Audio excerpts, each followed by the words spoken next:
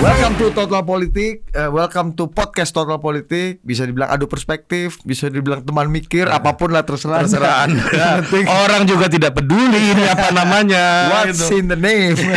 Apalah arti sebuah nama. Betul, tapi mawar tetap harum meskipun namanya bukan mawar, kata William Shakespeare. Kalau kata Rocky Gerung, kebun bunga boleh dibakar oleh para perompak, tapi tidak ada yang bisa mencegah datangnya musim semi. Tapi kita itu pun proyek strategis nasional itu juga tidak bisa apa mana bridgingnya? Ini gue lagi. Asal Anda ini kualitasnya menurun nih. Iya, kualitas bridgingnya ini.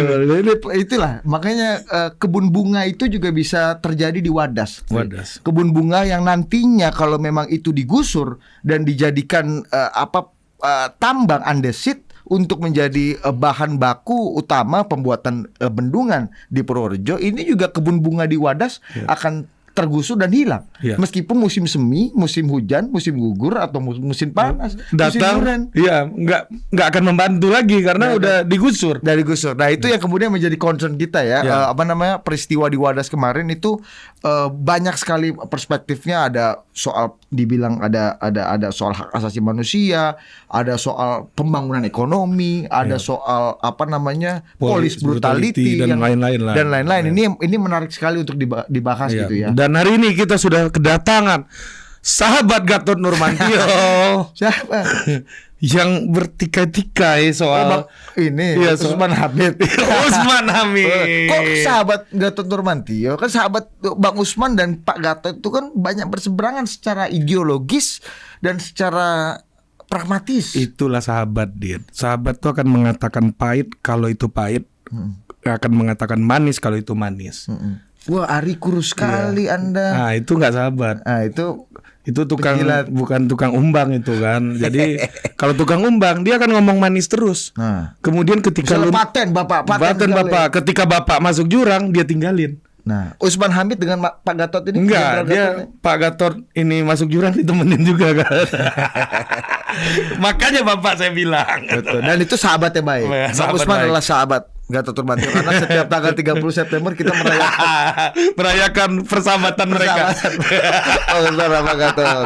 Halo Bang Usman, terima kasih sudah meluangkan waktunya ini bicara mengenai Wadas ini.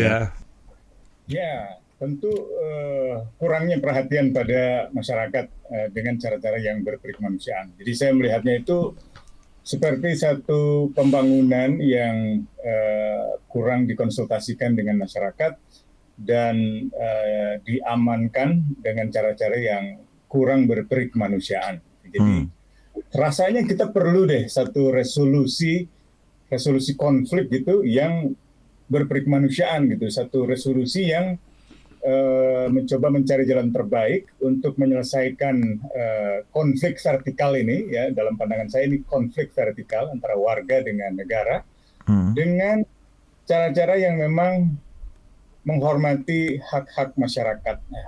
Ada 3 sebenarnya yang saya pikir penting. Yang pertama itu adalah apakah pemerintah sudah sebelumnya memberitahukan kepada mereka tentang kebijakan yang misalnya pemerintah ingin ambil beserta dampak-dampaknya. Jadi ada duty to inform, ada kewajiban untuk menginformasikan.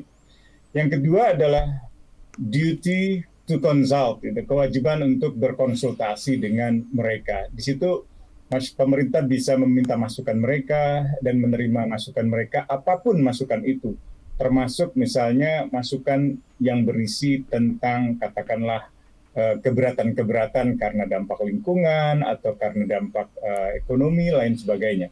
Yang ketiga adalah duty to obtain consent, kewajiban untuk mendapatkan persetujuan. Tapi persetujuan ini nggak boleh dipaksakan. Jadi harus persetujuan yang berbasis kesukarelaan. Nah, kalau saya lihat di Wadas, sebenarnya pemerintah sudah menginformasikan kebijakannya ya. Misalnya tahun 2016 tentang katakanlah pelaksanaan proyek strategis nasional untuk bendungan Bener.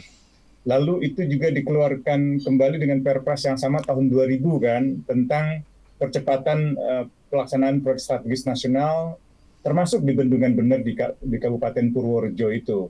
Nah, tetapi apakah pemerintah menjelaskan secara lebih detail tentang rencana penambangan di Desa Wadas untuk keperluan proyek strategis nasional itu?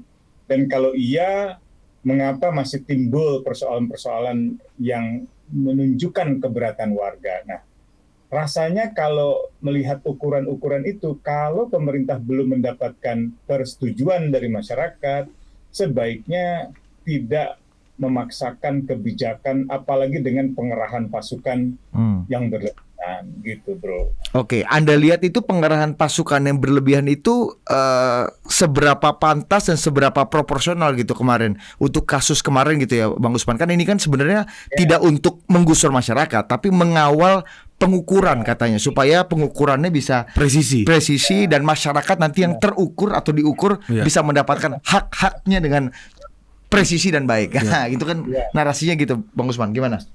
Ya, kalau jumlah aparat kemudian diukur dengan keperluan mengukur, pertanyaannya apakah aparat yang dikerahkan adalah aparat pengukuran? Kan bukan gitu. Jadi justru kalau mengukur dengan ratusan orang malah jadi ribet gitu kan. Nah, justru lebih bersifat pengamanan fisik kan kepada aparat yang sedang melakukan pengukuran. Pengukuran itu sendiri dilakukan oleh aparat yang memang ahli dalam bidang pengukuran, dalam hal ini misalnya dari BPN gitu ya. Nah, dengan 70 aparat yang diturunkan, 70 itu sendiri saja sebenarnya satu jumlah yang cukup besar untuk sebuah tim dari pemerintah, khususnya dari BPN ketika melakukan pengukuran tanah gitu. Tanpa diikuti dengan pengerahan pasukan yang berlebihan seperti kemarin, menurut beberapa sumber masyarakat itu kan ratusan gitu ya. Menurut polisi juga mengakuinya sekitar 250 personil gitu ya. Nah, rasanya itu nggak berimbang gitu. Kalaupun pengamanan itu dimaksudkan misalnya untuk 70 orang aparat, katakanlah jumlahnya tidak sebesar itu. Jumlahnya cukup misalnya terbatas pada, katakanlah gitu ya, kalau kita pakai rasio masyarakat kita, itu kan nggak mungkin satu polisi misalnya mengamankan satu orang, misalnya satu orang aparat, nggak akan. Man to man marking itu sepak bola itu, Bang, kalau satu warga dikawal satu polisi. Man to man marking. Iya, benar-benar. Artinya terlalu bahaya nih yang dijagain ini.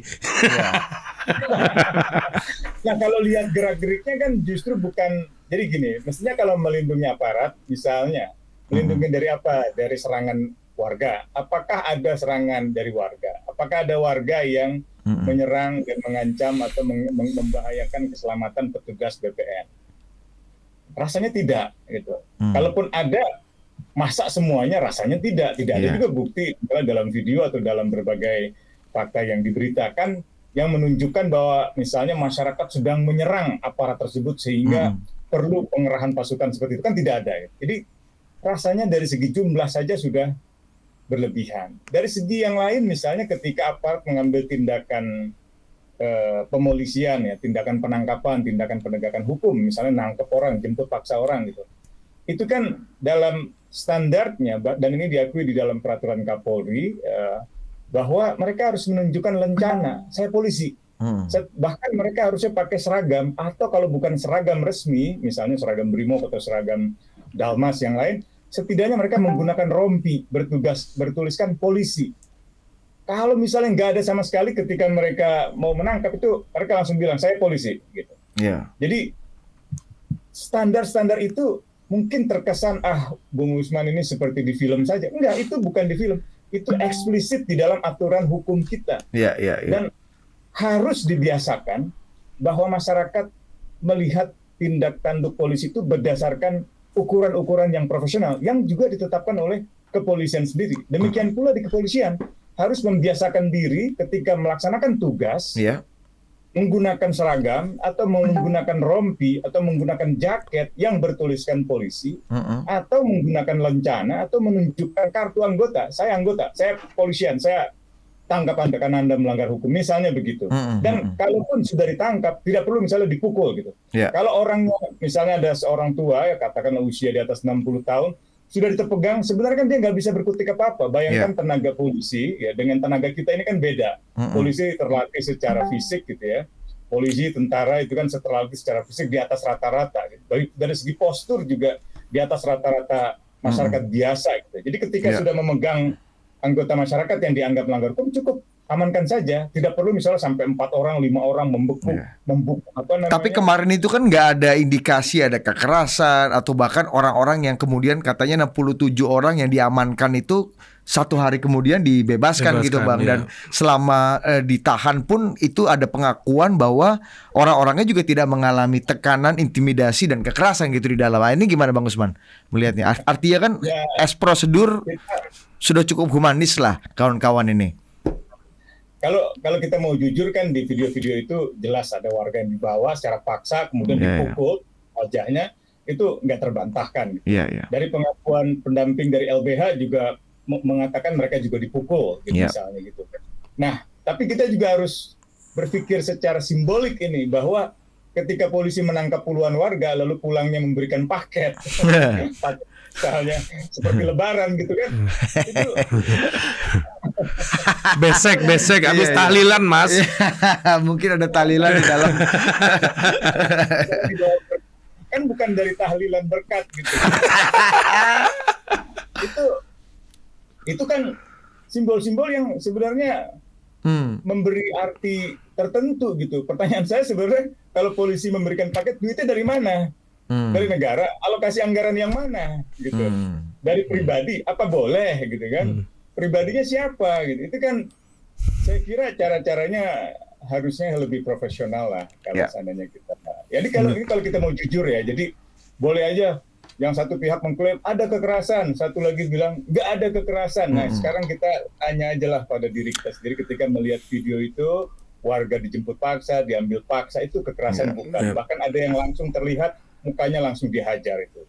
Dan itu kalau berpikir sebaliknya gitu ya. Itu nggak terbantahkan ya kalau ada video seperti itu ya Bang Usman ya?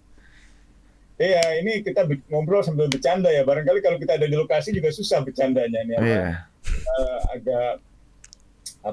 Agak sulit membayangkan kita berada di lokasi dengan ratusan aparat. Saya berapa kali dalam 4 tahun terakhir berada dalam situasi seperti itu, saya bisa merasakan ketegangan itu. Betapa salah paham sedikit itu bisa timbul tindakan yang berlebihan, tindakan emosional yang berlebihan. Tentu bukan hanya dari aparat, bisa dari warga. Tetapi aparat itu kan yang paling memiliki kekuatan dan kewenangan untuk menggunakan kekerasan. Itu yang berbeda gitu dengan masyarakat biasa. Bang Usman, ini ada pertanyaan dikit. Tadi sempat mengusik soal polisi yang tiba-tiba ngasih berkat gitu ya.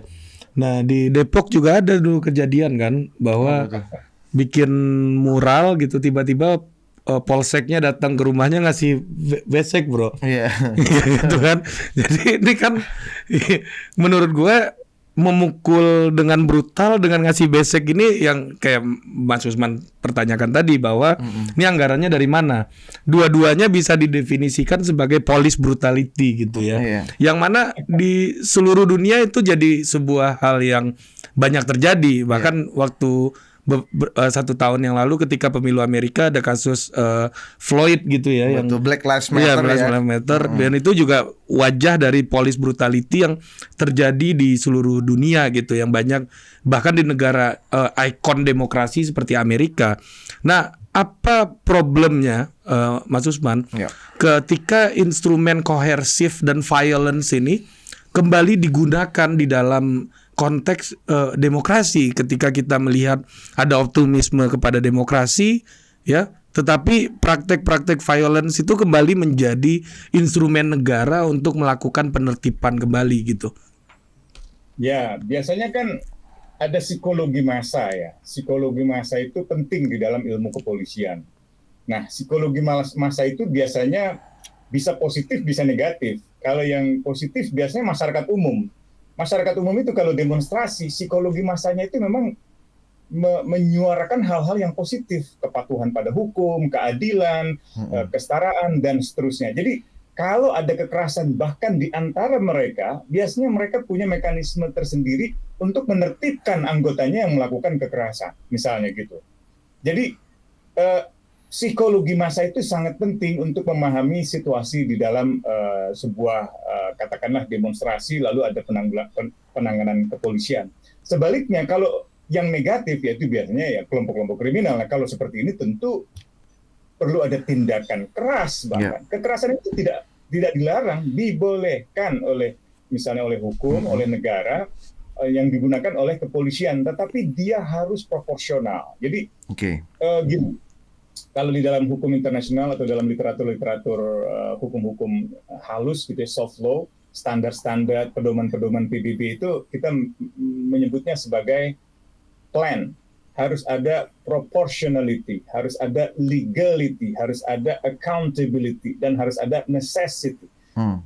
Proportionality itu tindakannya terukur atau enggak. Ya, jadi kalau udah tadi saya bilang pegang orang, ya udah. Kalau orang itu melanggar hukum, dibawa saja baik-baik. Bapak saya hadapkan ke dalam proses hukum. Bapak berhak dia sampai nanti Bapak di pengadilan misalnya akan ditanyakan dan seterusnya gitu. Jadi nggak perlu dia misalnya dipukul, dihajar, ditendang gitu kan, itu nggak perlu. Jadi itu proporsionalitas gitu ya. Lalu yang kedua legalitas, bahwa aparat boleh menggunakan senjata api, boleh menggunakan pentungan, boleh menggunakan pelacak anjing pelacak, boleh menggunakan misalnya alat kekang lain termasuk borgol misalnya gitu. Bahkan ketika mengekang tanpa borgol itu ada aturannya, dia mengekang tangan itu harus sampai minimal ke punggung belakang gitu. Jadi nggak bisa sampai misalnya dipelintir gitu tangannya, sampai orangnya kesakitan itu nggak boleh misalnya gitu. Cukup itu kayak Steven Seagal mas, yang dipelintir itu kayak Steven Seagal, yang kalau berantem rambutnya aja nggak kusut gitu. Itu legality. Jadi memang boleh itu. Ada jenis-jenis kekuatan itu dari mulai senjata api, kemudian alat kejut sampai dengan gas air mata untuk menyebabkan iritasi dan meskipun itu semua masih tetap diperiksa oleh para ahli di dunia apakah misalnya gas air mata itu benar-benar merugikan kesehatan atau masih bisa dimaklumi gitu. Nah, lalu huruf yang berikutnya dari kata plan itu adalah accountability, bahwa itu bisa dipertanggungjawabkan. Kan kita manusia ya, aparat juga manusia, sangat mungkin mengalami semacam error in persona gitu ya, kesalahan di dalam dirinya. Bahkan dalam dunia peradilan yang sudah dilatih, dididik untuk menegakkan hukum, memeriksa orang, menangkap orang, menahan orang, mengadili orang, menghukum orang, itu bisa terjadi error in juris. Bisa aja kesalahan di dalam para kaum juris, para praktisi hukum itu bisa saja terjadi. Jadi kalau itu terjadi, itu mesti dipertanggungjawabkan, ada akuntabilitasnya.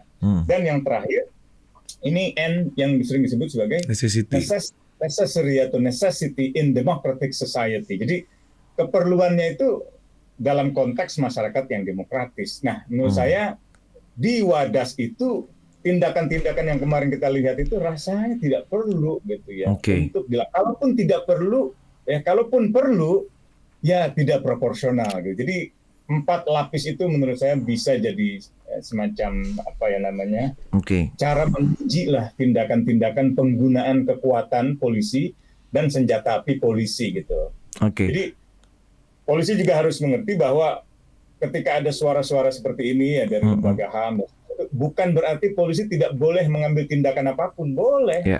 Nah, karena memang ada dasar hukumnya, ada dasar legalnya, tetapi legalitas itu dibatasi oleh proporsionalitas gitu ya. Itu yang saya kira harusnya diperhatikan. Kalau Bang Usman misalnya kita mencoba untuk berdiri atau ada di dalam sepatunya Kapolda atau aparat otoritas kepolisian yang kemudian menerjunkan pasukan sebegitu banyak di Wadas gitu. Kalau menurut Bang Usman apa yang menjadi pertimbangan sehingga perlu sebegitu banyak? Apakah memang ini puncak gunung es saja, bahwa maksudnya perlawanan dari masyarakat atau resistensi itu sudah berlangsung cukup lama sehingga disampai kepada kesimpulan ini harus jalan proyek strategis nasional ini dengan bantuan dukungan pengawalan kepolisian secara lebih ofensif gitu. Nah, Bang Usman kalau melihat coba ada di sepatunya otoritas kepolisian dalam hal ini gimana Bang? Maksudnya saya diinjek sama Kapolda. Ngeri. Itu interpretasi Anda. Itu pertanyaan dia. Ada ilustrasi yang lain. Misalnya saya pakai topinya Kapolda. Oh iya boleh. Iya, jangan sepatu dong. Iya. Gitu. Pakai sarung tangan lah. Iya, sama jam tangan, Mas. Gimana Bang Usman?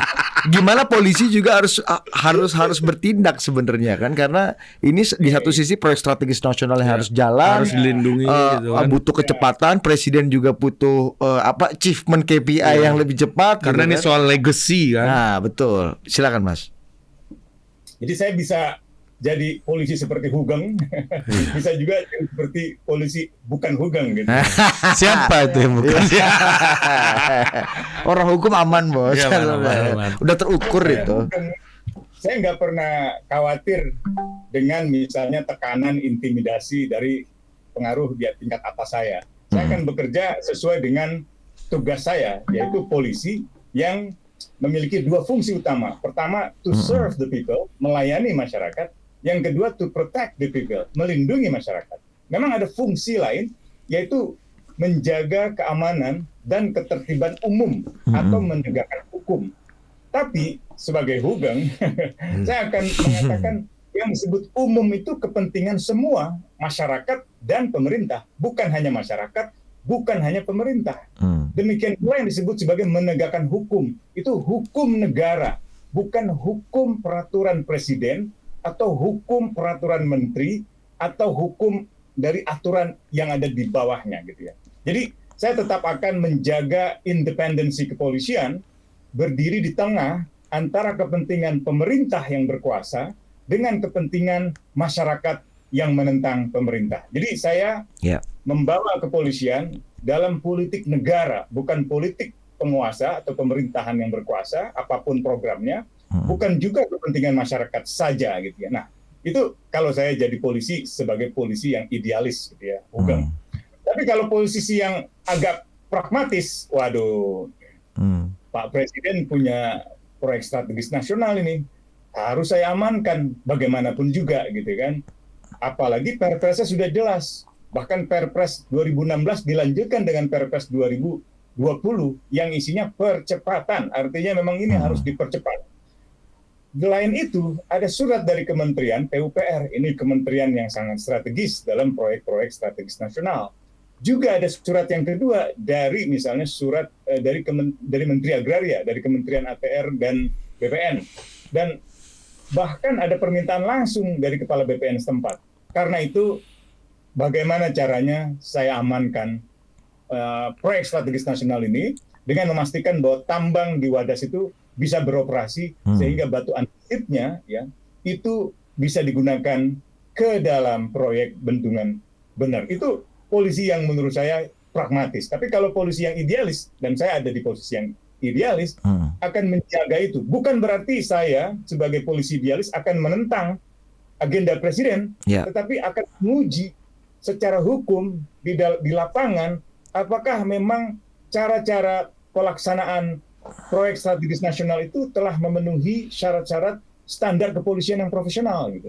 Atau setidaknya kalau saya ada di tengah antara yang idealis dengan yang pragmatis, saya akan pastikan bahwa seluruh aparat saya menggunakan seragam. Tidak ada satupun yang menggunakan pakaian preman. Kalaupun mereka menggunakan preman, misalnya serse atau intelijen, saya akan minta mereka untuk menggunakan misalnya rompi peluru.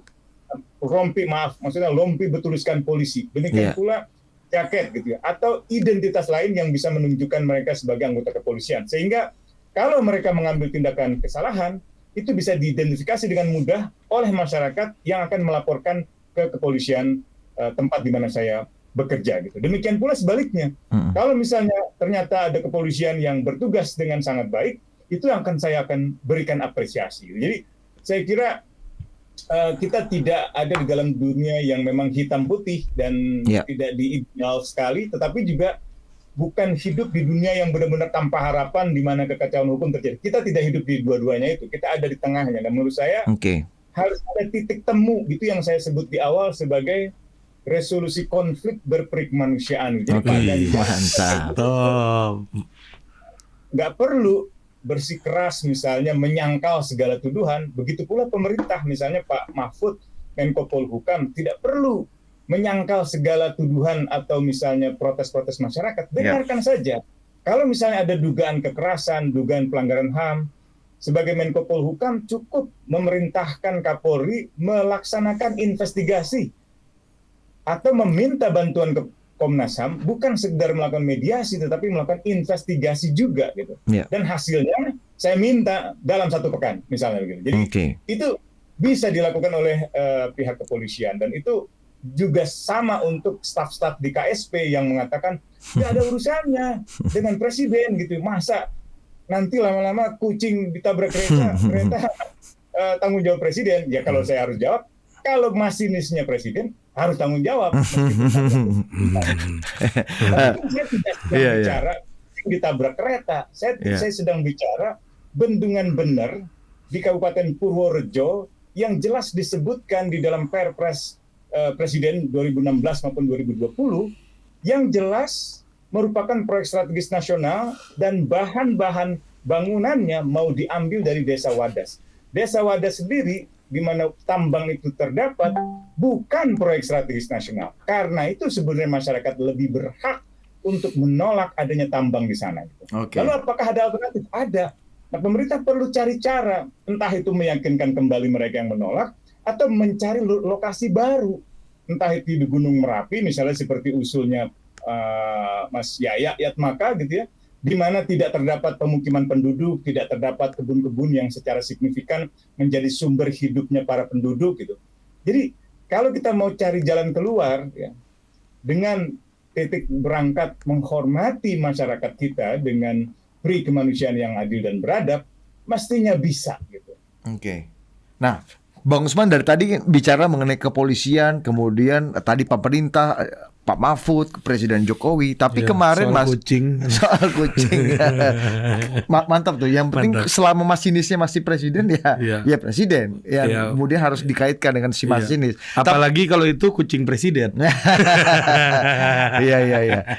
Tapi Bang Usman, yang kemudian ini kita mau konfirmasi beberapa hal aja gitu ya. Yang ramai sekali di media sosial dan kemudian ini banyak dikaitkan berkelindan juga dengan urusan politik, berkelindan juga dengan urusan pencapresan, apalah bentuknya gitu Bang Usman ya. Nama Gubernur Jawa Tengah Ganjar Pranowo kemudian menjadi di bold, disorot sedemikian tajam, bertanggung jawab terhadap kasus ini. Bang Usman sendiri ngelihatnya gimana? Karena banyak pendukung Mas Ganjar sendiri menganggap bahwa teman-teman NGO ini sengaja menyudutkan Mas Ganjar, dianggap Mas Ganjar yang bertanggung jawab atas represivitas ini, dan inilah bisa mengganggu urusan copras-capres lah. Gimana Mas Bang Usman? Ya memang sayangnya kecerdasan intelektual mereka masih belum tinggi. Kalau ada kecerdasan intelektual yang tinggi, justru itu kesempatan untuk mengambil tanggung jawab bahwa saya sebagai pemimpin bertanggung jawab atas apa yang terjadi. Dengan begitu orang akan menganggap itu baru pemimpin. Kita udah bertahun-tahun melihat pemimpin itu lempar tanggung jawab, menghindari tanggung jawab, melepas tanggung jawab kepada bawahan, kepada orang lain, kepada orang asing, kepada bukan dirinya. Kita sudah lama nggak punya pemimpin yang mau mengatakan saya tanggung jawab. Dan harusnya para buzzer itu belajar. Ada diserbu buzzer juga tuh Bang ya? Ya saya sih nggak aktif di media sosial, jadi saya nggak merasa diserbu. Jadi kalau dikatakan, man ini ramai begini, ya saya nggak ada urusannya. Kalau mereka bilang NGO membawa kepentingan politik, ya berarti memang kurang baca. Ya mungkin baru muncul tadi malam gitu ya. Baru tahu itu LBH apa sih? Jangan-jangan partai politik aneh. Jadi, itu hanya menunjukkan tingkat kecerdasan yang rendah dari para pendukung Ganjar menurut saya. Kalau Mas Ganjar sendiri positioningnya menurut Bang Usman gimana? Lari dari tanggung jawab, apakah cukup bertanggung jawab atau mencoba bertanggung jawab dengan minta maaf juga kemarin kan? Atau memang menjadi sumber problem dalam isu represif ini? Ya menurut saya dia dalam posisi yang dilematis kan. Di sisi dia sadar betul dia adalah kepala negara, sebagai kepala negara di Jawa Tengah maksud saya. Ngeles bos, bagus bos. Mantap. Di sisi lain, ya kan begitu kan. Iya. Jatuh kucing. Jatuh kucing. Ini istilahnya jatuh kucing Bang Usman. Kapolsek Menteng itu Kapolrinya Menteng kan. Oke. Hugengnya Menteng ya. Bisa jadi hugeng atau bisa jadi polisi pragmatis. Mantap. Walaupun gue tadi agak gatel mau ngasih nama tuh polisi pragmatis itu. Siapa? Gue mau nyebut nama tapi nanti kita ke kepolisian semua. Gimana Pak Gusman?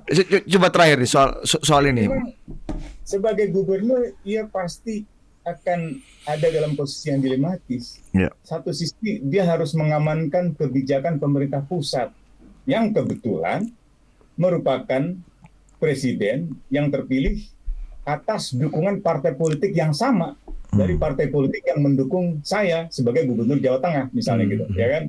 Jadi ada semacam beban itu, kewajiban itu, gitu ya.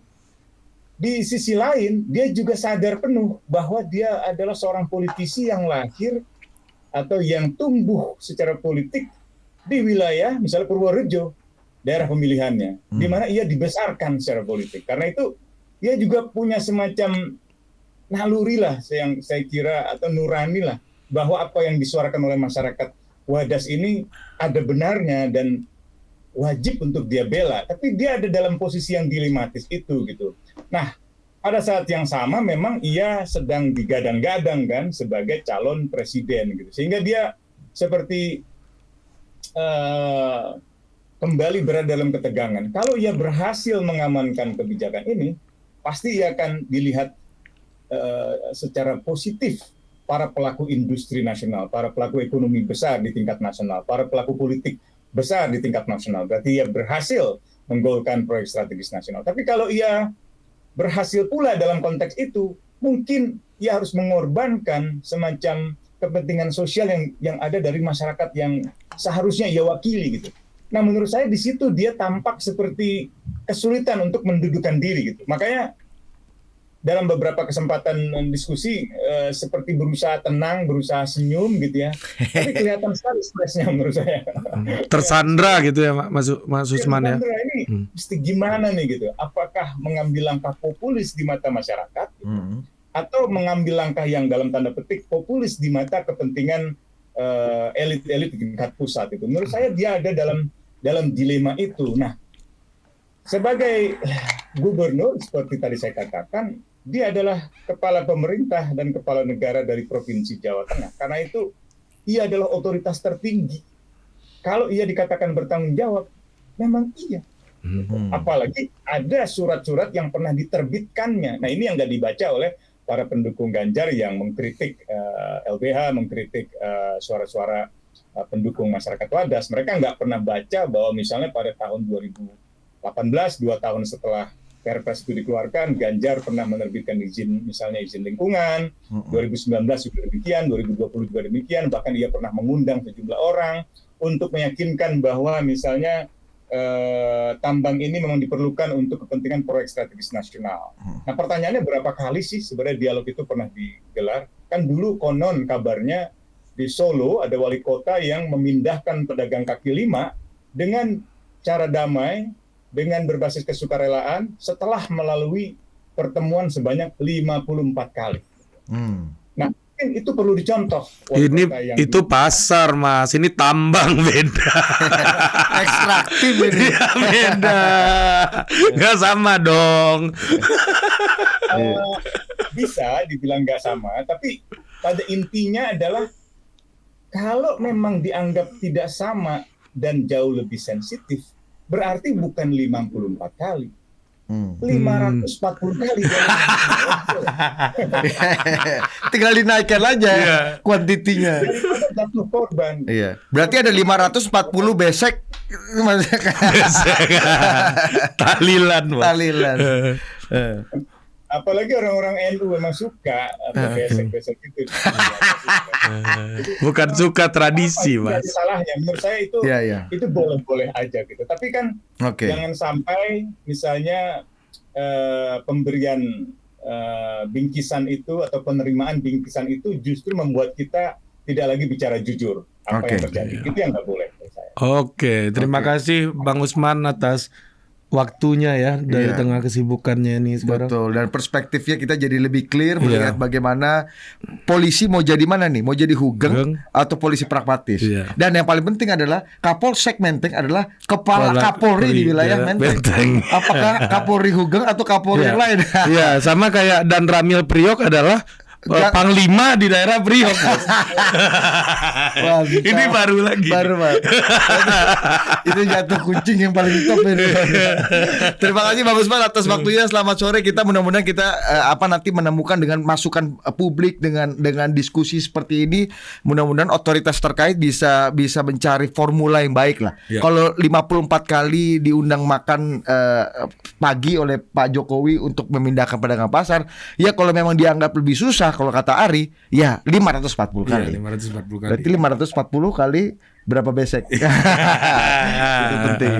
Terima kasih Bang Usman. Sampai jumpa lagi Bang. di Total Politik berikutnya. Ada Maaf kalau ada salah-salah ya. enggak Nggak ada Bang, mana ada salah Usman Hamid. mana? Iya, siapa yang berani bilang salah Usman Iya. Hamid kan? Ya, kepala negara aja ada pembelaannya.